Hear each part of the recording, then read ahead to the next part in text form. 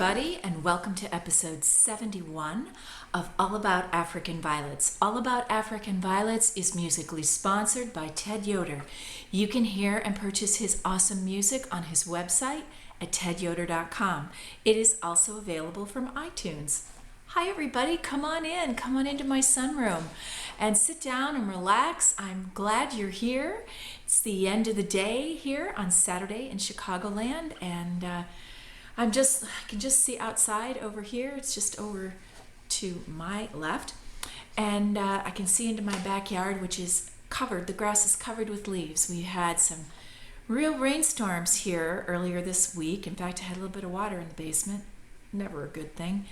And a lot of the trees gave up some of their leaves in the storm, so we've got quite a few. But it is beautiful here in Chicagoland at this time of year.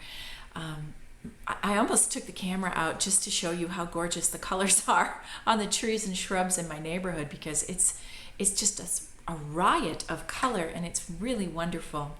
I hope wherever you are that it's as beautiful as it is here right now. Well, I welcome you, and we're going to kind of go right into tips and treasures. I have, I kind of have almost like a review topic for us today. We're going to talk about books, but before we do that, there was a question that came up on Facebook in the AV Nerds group, and it was Jeff. Hi, Jeff. He said he was confused about blossom types. And I think this is a really, really good question. So I wanted to share it with you here on the podcast as well. And we've talked a little bit about this before. And this is one of my top 3 books. It is the African Violet Society of America's Handbook for Growers, Exhibitors, and Judges. And the handbook, I mean, we're already talking about books, but let me show you the cover. I have it in just a notebook. It comes 3-hole punched. And this is a tremendous, tremendous resource that everyone should have, I think, on their shelves. Pardon me, I still have a little bit of a cough from my cold. And there's a big old train going by. I don't know. It waits till I sit down to talk to you guys, and here comes the train. But these pages right here, in the very beginning of the handbook, talk about blossom types and foliage types. And truthfully, pretty much any answer that you ever need for anything, you will be able to find in the handbook. It is a tremendous resource, and I really recommend, if you don't already have a copy, that you go ahead and get one from the AVSA. I'll link to that for you in the show notes. I mean, you've heard me say that so many times over the last year plus, but I'm really serious. I mean, it's really true. This is in the top 3 of my favorite books. So the questions that Jeff had were about chimeras and fantasy blossoms, and what was the difference between those and two-tone or multicolor blossoms. Because, and this is, I think, that's why I think this question is so important, because Jeff said, a chimera has 2 colors and fantasy blossoms have 2 colors, so are those multicolored? Well, in the way that the AVSA looks at these types of things, here's what this is. A chimera is a very specific type of blossom. It's always going to have those pinwheel stripes that radiate out from the center, and that's exactly what it says here. The chimera blossoms with stripes that radiate from the center, a pinwheel. And I'll just see if I can. See? That's a drawing of it. And then his second one he asked about was a fantasy blossom. Well, fantasy blossoms, and this is right from the handbook, fantasy blossoms are splotched, streaked, or rayed with contrasting color or deeper shade of the same color. The blossoms can be of any type or shape. And I just want to show you. That's this one right here. And you may have noticed that I don't grow a lot of fantasy type blossoms. there are very few of them that really appeal to me. Armageddon was a fantasy. It was kind of a puff fantasy, similar to Jean-Pierre Croteau, also one of my favorites. But I didn't feel that it was blooming well, at least not for me, which is why I didn't keep it. But a lot of people really love fantasies. That's why there are quite a few of that type of blossom. And I do have a few that I like, and that are still in a younger stage. So they're still, either plantlets, baby plantlets, or they're still on the mama leaf downstairs. So I don't have a lot, that have bloomed that you might have seen here. But so those chimeras and fantasies, they have a specific description, and they're always recognizable. There's never a question, that's a chimera, that's a fantasy blossom. That is very, very normal. So then we come to multicolor blossoms, and those are blossoms with 2 or more colors. So that's where Jeff's question came in, because he said, well, chimeras and fantasy blossoms, they have usually 2 or more colors. Forgive me. But what this means, and a very good example of this, a multicolored blossom, is the plant Melody Kimmy, which I don't think I have in my collection right now, but has been a favorite of mine for many years, and I've grown it many, many times. But this is the multicolored blossom, and this is very much how Melody Kimmy grows, with a darker, like a purpley color on the top 2 lobes, and then the bottom lobes are white. So it's 2 different colors. Another example of that, if I'm not mistaken, and I probably shouldn't say this unless I was sure, but I'm sure you guys have seen some of the Optimara violets that have they're called the thumbprints, where they have, there may be white with a lavender thumbprint, or white blossom with a pink thumbprint kind of in the middle of each petal. So those would be considered multicolor blossoms as well. And then two-tone, blossoms having 2 or more shades of the same color. So the example, oops, sorry, hit the tripod, I didn't mean to do that. This is the example of a two-tone, where you can kind of see that it's, it's one color with a darker color with it. And a good example of that is Kent Stork's, the color just went all wonky on I'm sorry, I don't know why I just turned yellow. There we go. It must have been the page that I held up. I leaned over to see if that would help. I don't know if that helped at all. But anyway, a good example of a two-tone blossom is Kent Stork's Annabelle. It's pink and deeper pink. And if you have First Class 2, you'll be able to see that very clearly in the photos. And if you don't have First Class 2, it's time to get it. Because you have such great access to so many photos in First Class 2 to kind of get a better idea of what things look like. So I hope that's helpful for you. Jeff, I thought that was such a great question. I really wanted to share it here on the podcast as well, because it's really easy to get confused by that. I mean, it's a great question. Well, we're going to talk about books today, and the AVSA handbook is in my top 3, as you guys know. I've said that many times. I'm just setting it down here on the floor. Sorry. My other ones, but I have quite a stack of books here that I think I've shared some of them with you before, but I don't think I've shared all of them with you. When I first started to grow violets, it was late 90s when I got serious really about it, and early, like right around 1999, when I moved to Southern California and really became serious about it. And one of the books at that time that was a very popular book was this one, African Violets by Tony Clements, and he was an Episcopalian priest, if I'm not mistaken, in the UK. And I went to the UK and got to visit his greenhouse. He had recently retired and sold it to some folks, and they let me come in and take some photos. But his book, it has good photos and things in it. It's still a valuable resource. In fact, this is not Melody Kimmy. This is called Blue Nymph. But that's a multicolor blossom, guys. how great that I just went right to that picture. You see a multicolored blossom. It looks very similar to Melody Kimmy, actually. So I'm just looking quickly to see if there's anything else, just simple photos, some beautiful varieties, and great information. Even though this was written in the UK, it's very, very valid for here as well. And this is true, I think, for pretty much everywhere in my experience, that where we have books from different authors in different places, and the information remains the same. It's just presented a little bit differently. But this was always a good reference, and I always liked it very well. And then this is the most recent addition, I should say, to my book collection. And I got this at the fall meet for the Illinois African Violet Society in the silent auction. I got it from my friend Lana.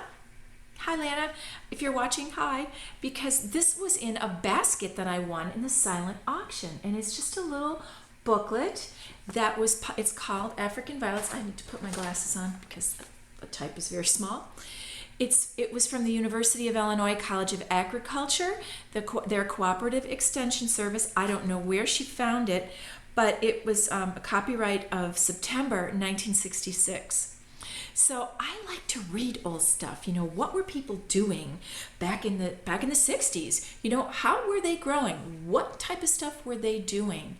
And so this is the most recent addition to my book collection.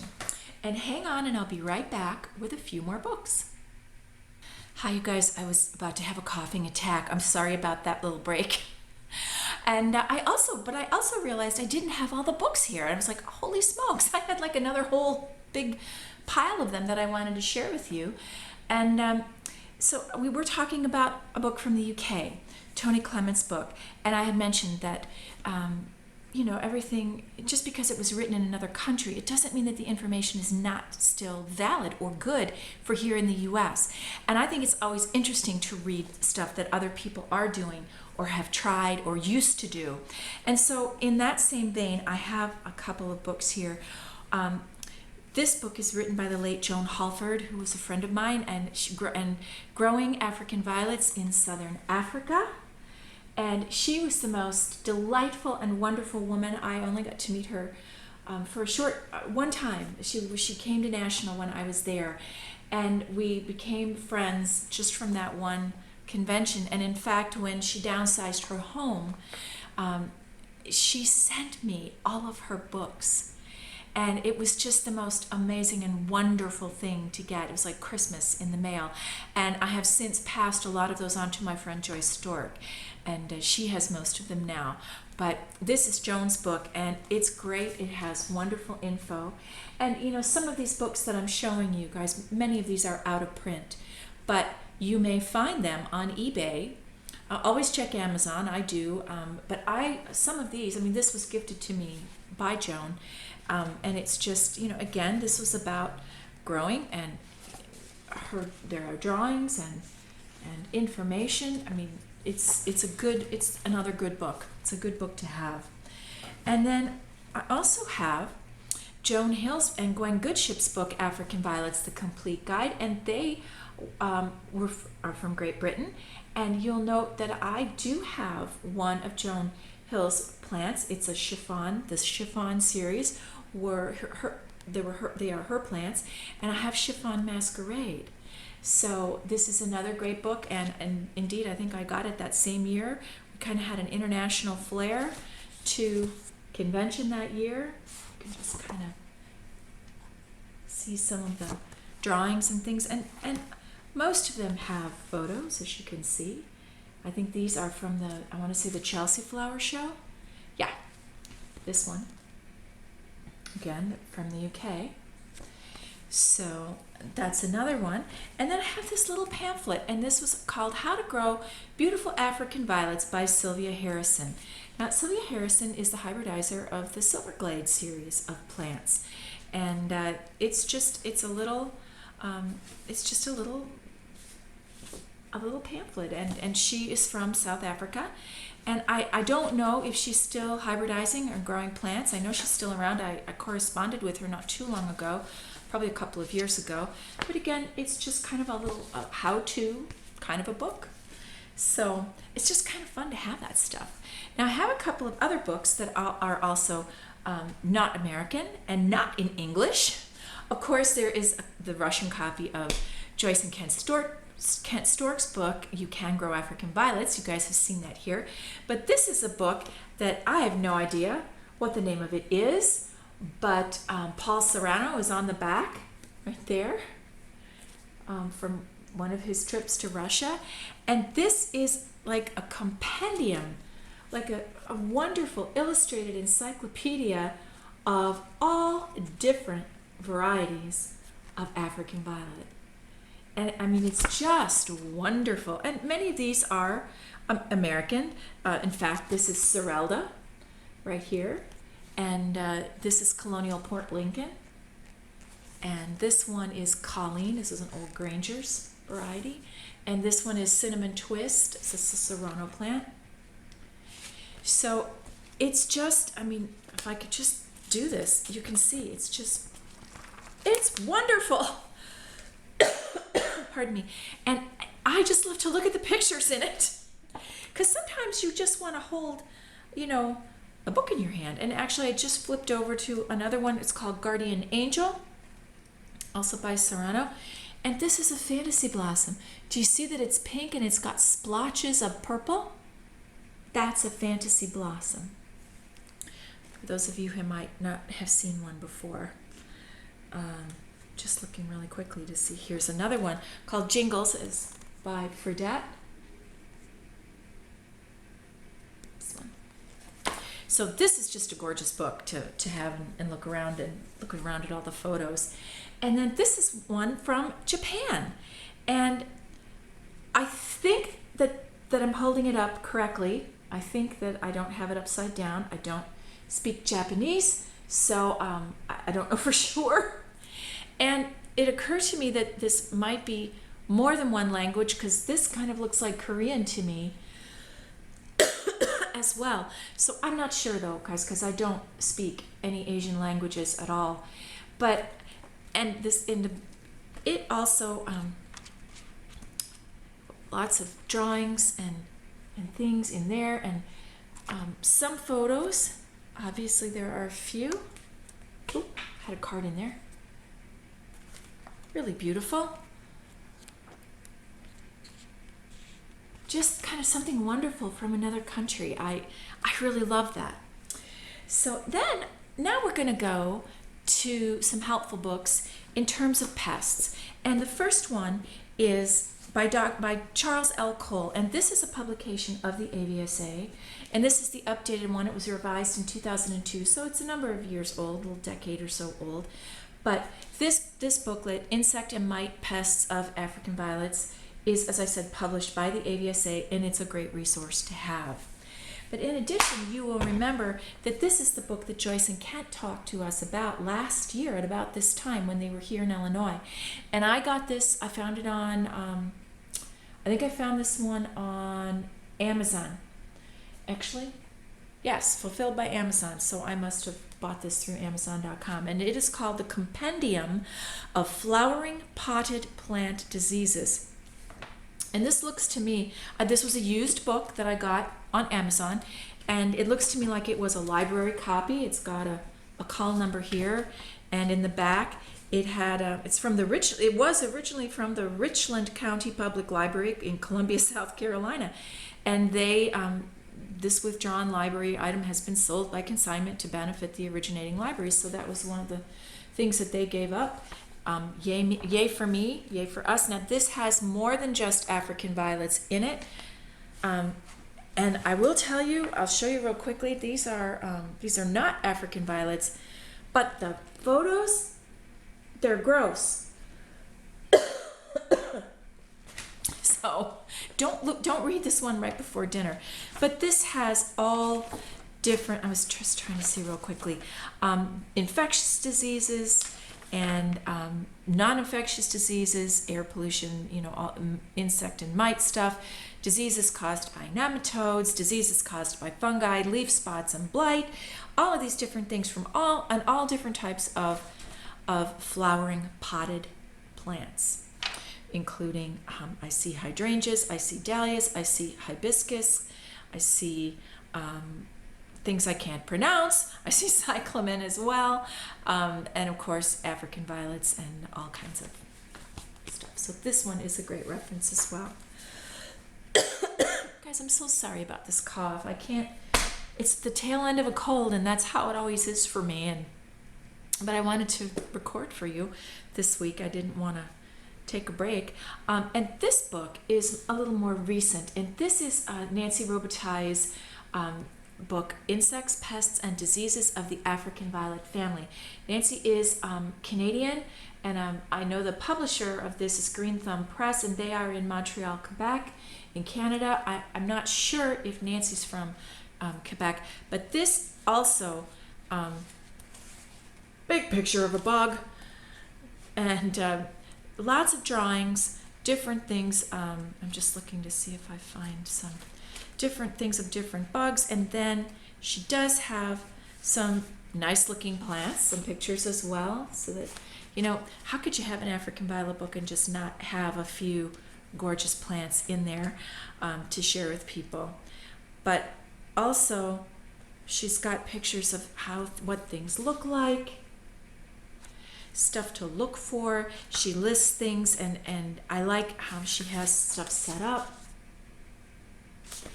where she'll have something and talk about, like, for example, here's powdery mildew. And she talks about it, and then she says, what does it look like? Well, here's a picture of what it looks like. You guys have seen it here in my collection. And so she shows that. She says how it's caused, and then the damage the damage it does, or the symptoms that you know to look for it, natural control, biological control, chemical control.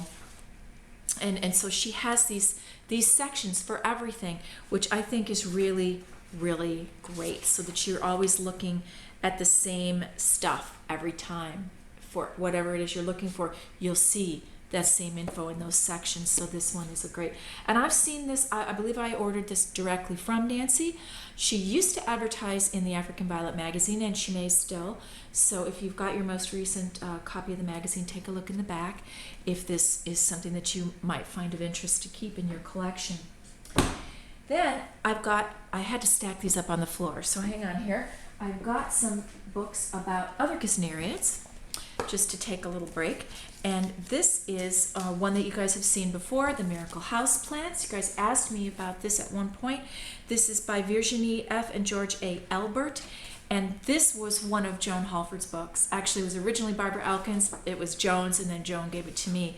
And this is the one I recall sharing with you. This is the 1976 edition of this book. My understanding is that there was a later edition, and I've been told by those in the know that the later edition was not as complete for for these gesneriads, that this was the better edition. So this is obviously the one I kept. And boy, 1976, this book cost $6.95. Where would you get a book for $6.95 anymore? But I also have two books about Streptocarpus. One is by Rex Dibley. He is Dibley of Dibley's Greenhouses in the UK, there in Wales. And if I'm not mistaken, there might be an updated version of this. I should have looked when I was overseas. And then this book, How to Know and Grow Gesneriads, this was a publication of the Gesneriad Society. And I picked it up, I think, off the Gesneriad website. So those are a few books that I have about other gesneriads. And then I have books, as you guys know, also, well, here I am, about the St. Paulia species, our African violet species. And this one by Reinhild Raystrick is the beautiful, beautiful book, again, from the UK. And it has these phenomenal drawings, this wonderful, gorgeous, beautiful artwork that is part of this book. And that was St. Paulia Ionantha, the one you just saw. And this is Kicharoroni, I have never even grown that one. Jeff Smith will recognize it, I'm sure. But this is just a gorgeous, gorgeous book. Just, again, to look at the pictures, and there's nothing wrong with that. And then also, this is a book that I've had for a while. This is The Wild African Violet, an interim guide. And this little booklet, Colin Watkins, Johanna Kolemainen, and Leif Schulman. And I believe I picked this up at National one year. And it's talking about history, and it's talking about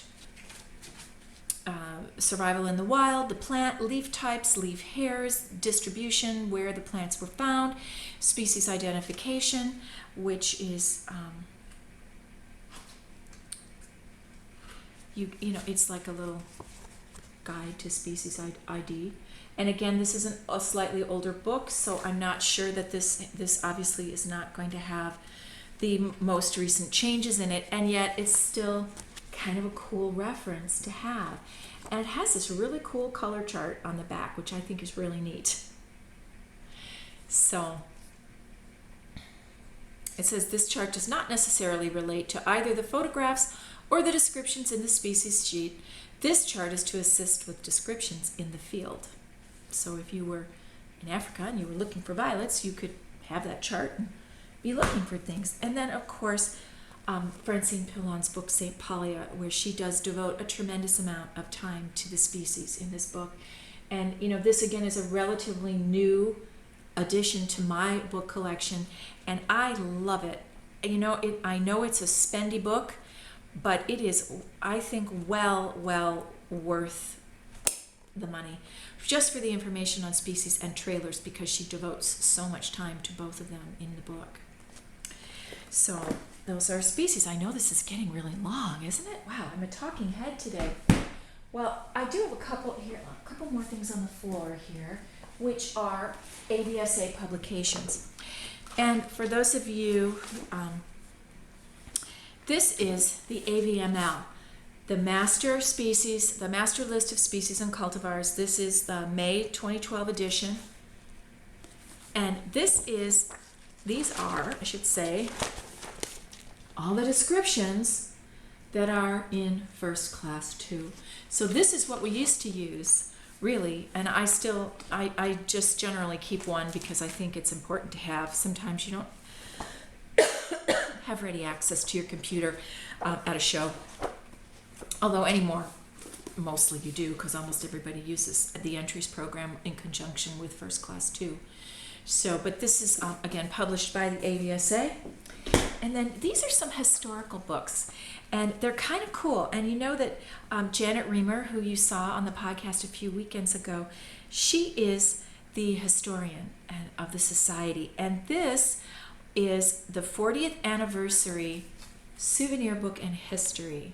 And I'm reasonably sure I found this on eBay, because I don't believe it's in print any longer. And it does have great photos in it, and of course a wonderful, wonderful history written by Janet Reamer.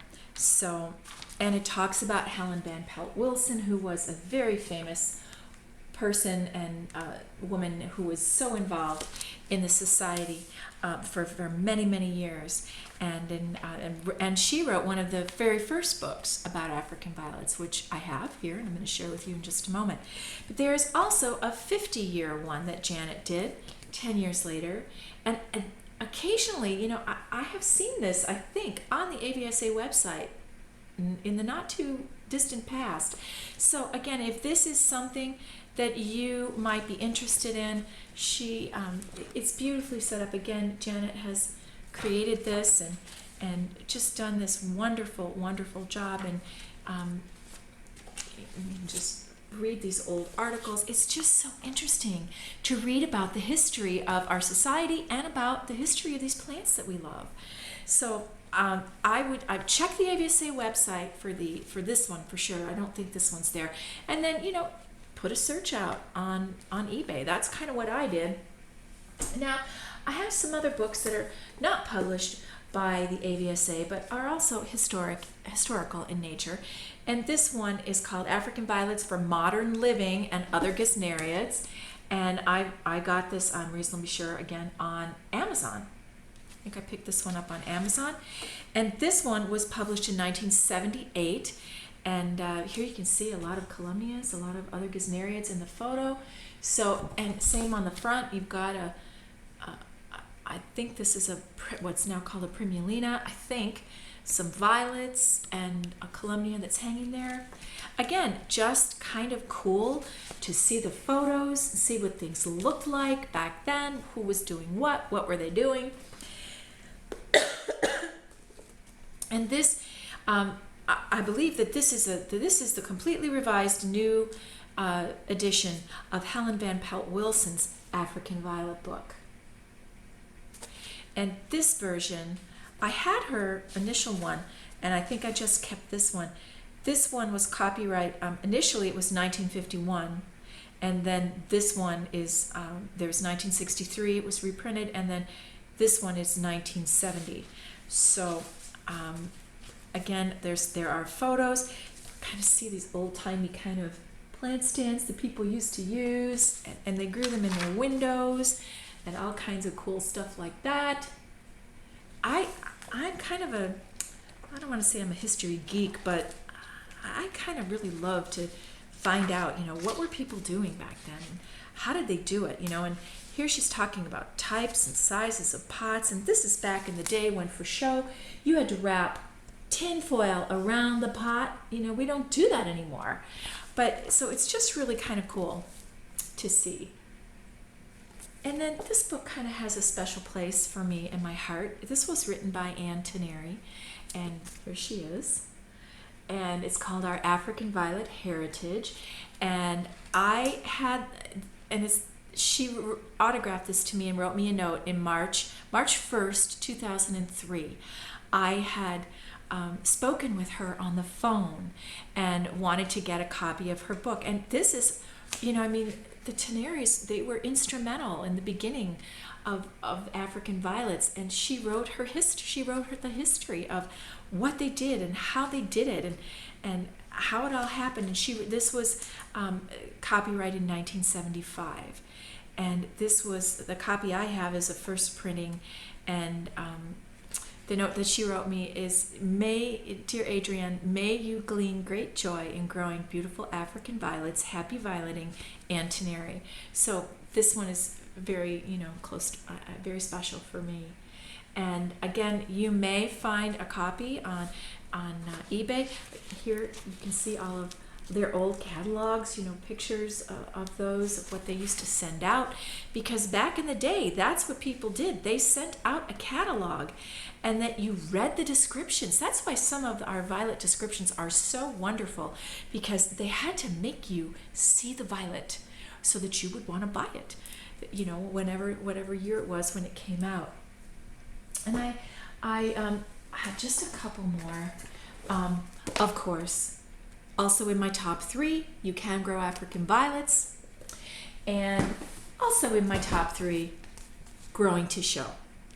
And both of these, as you guys know, are available on the AVSA website. And I have one other book here, which I got for a very specific reason. It's by Harold E. Moore Jr., African Violets, Gloxinias, and Their Relatives, A Guide to the Cultivated Gesneriads. And there's Harold E. Moore Jr. And this book is from 1957. And the reason that I got it, and I actually have 2 copies of it, and I found it on eBay, are these plates that are in here. And they are so very beautiful. It's this one. And find another and show it to you. And their artwork. And I got them, the reason I have 2 copies of the book is that one copy I actually bought to excise these plates, because they don't have anything on the other side. They're just plain on the other side. But I wanted to frame them. And obviously I just haven't gotten around to it yet, but they're just so beautiful. And so I had 2 copies of the books so that I could keep 1 copy of the book, intact, and then have a copy that I could use the plates from. So I just love books. I really do. I have an iPad, I have a Kindle app. I take my little iTouch with me. It's only this big, it's like a phone. I took that with me overseas, and I had books on that, and I read them there. It's easier when you're traveling to not have to take a bunch of books with you. But there is something about having a real book in your hand, and really reading and kind of doing some research and looking at the past and seeing what came before. So I hope you enjoyed seeing those, and you may want to take a look for some of them. I will try to. I may not be able to link to all of them, but I will put all the names, except for the ones that are in Russian and in Japanese, because I don't know what the names of them are. But I'll list everything else for you in the show notes. Wow. What a talking head I've been. No wonder I'm coughing. It's time to go take a look at what's on the stands. I'll be right back.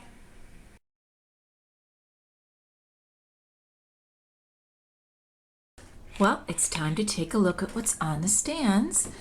And we're here in the guest room, and you can see that most everybody's looking okay. Although I think this center here on my Picasso is unhappy. I think it was cold in the basement, and I probably didn't get it upstairs quite quickly enough. Here's the second shelf.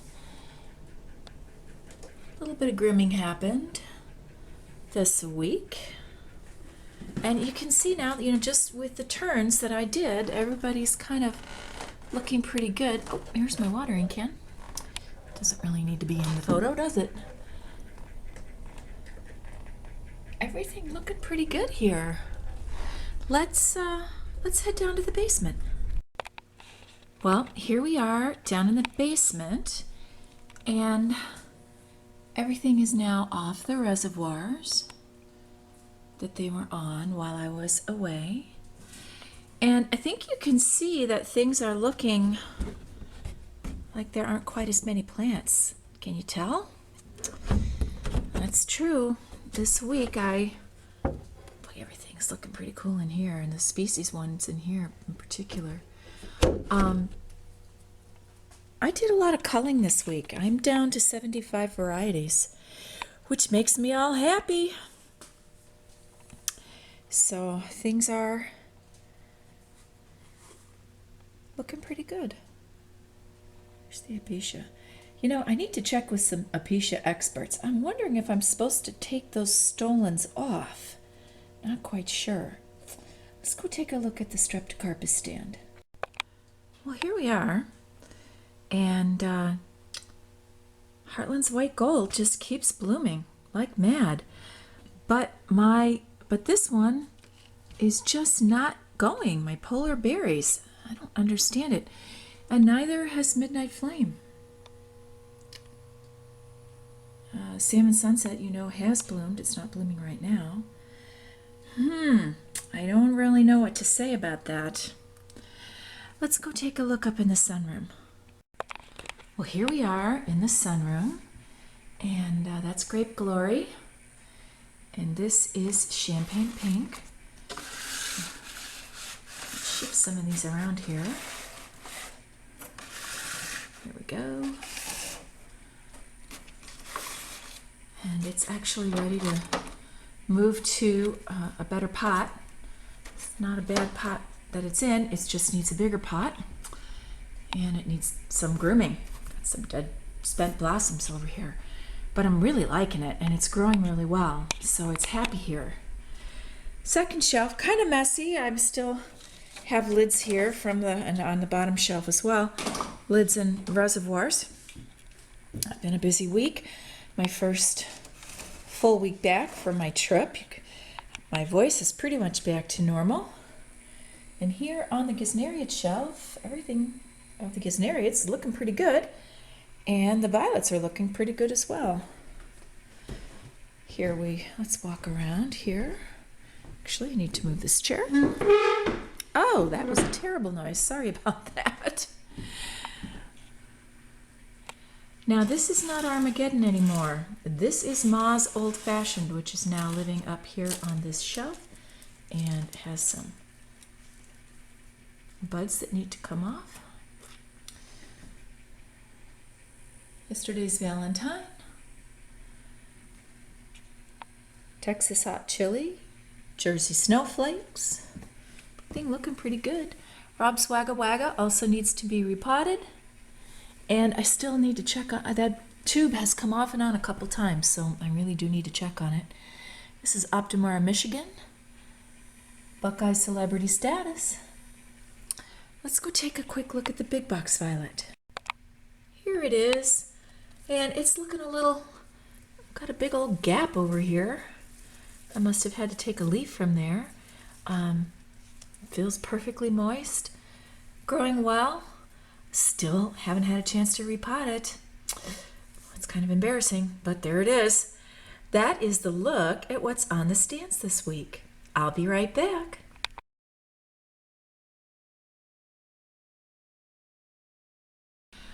So, I mean, you can see I did a little bit of grooming. I did a little bit of cleanup. Everybody got turned this week, and everyone looks pretty good. And I know you noticed that there are some things that are not on the stands any longer. I went through with a critical eye, and I'm down to 75 varieties. And if you recall, I was pretty close to, I think, right around 100 not too long ago.